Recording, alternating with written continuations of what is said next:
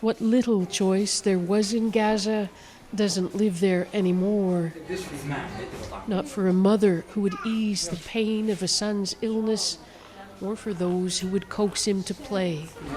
9-year-old Yunus has spastic quadriplegic cerebral palsy. We applied for him to go abroad for treatment, says his mother, Hanima Juma.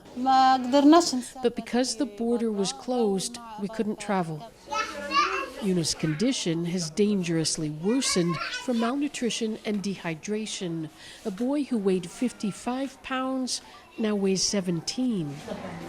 Dr. Ahmed Al-Farah says the lack of aid reaching Gaza is weakening even the strong. All the special formulas of milk stopped. All the fresh foods nearly stopped. A lack of drugs and medical supplies, he says, limits his ability to help the most vulnerable. They need to be referred and they need to be evacuated as soon as possible. Aid agencies estimate that 10,000 Palestinians are currently in need of medical treatment outside Gaza, a challenging prospect even before the war, and much harder since Israel took over the Rafah border crossing with Egypt.